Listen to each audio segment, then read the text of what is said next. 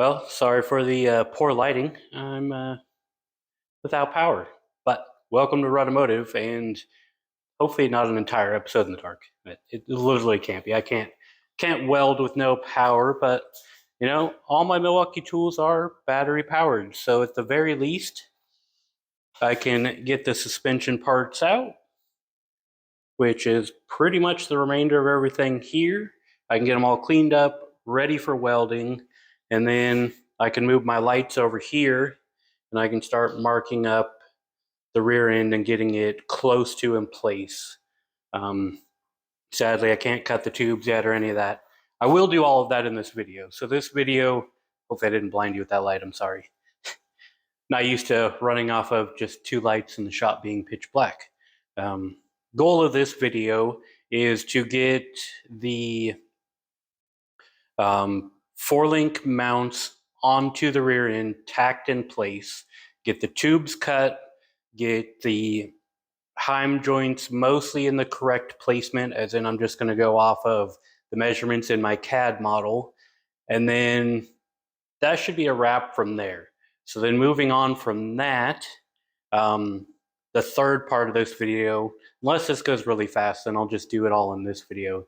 The next part will be going through and making sure nothing collides, and then final welding everything. So basically the finish work without, of course, being finished, because it won't be finished until I can go through and powder coat or paint or everything like that, right?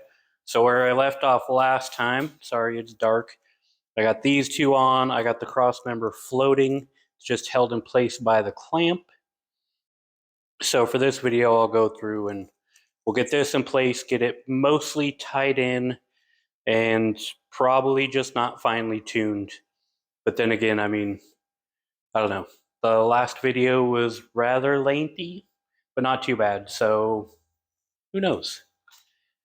What I do know is we're working on 4-link stuff, and if you're enjoying the content, you want to see more, I plan to continue building cars for hopefully forever. So with that, don't forget to subscribe, like the video, comment, ask questions, start conversations. With that, I'm gonna get to work in the dark.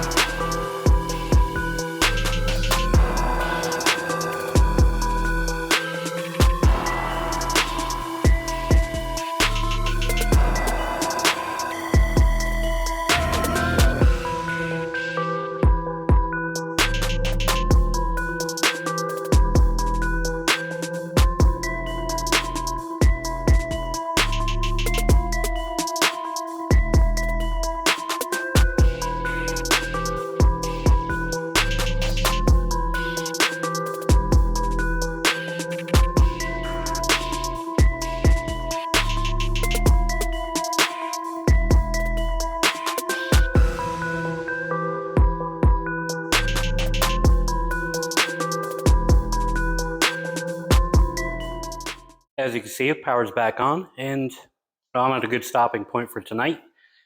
Power wasn't too much of a slowdown when of course, when I got done grinding, it came back on, and then I had to go take care of stuff in the house, but I'm back.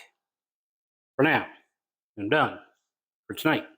But what I have here these are the upper shock mounts that they will weld directly to the frame. These are the upper 4 links, and those are the lower 4 links.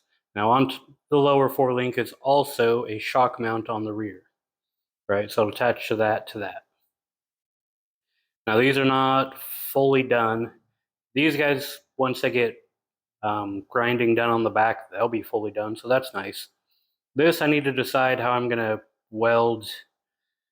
I don't know how nice they're gonna look with my welding ability, but I will do my best.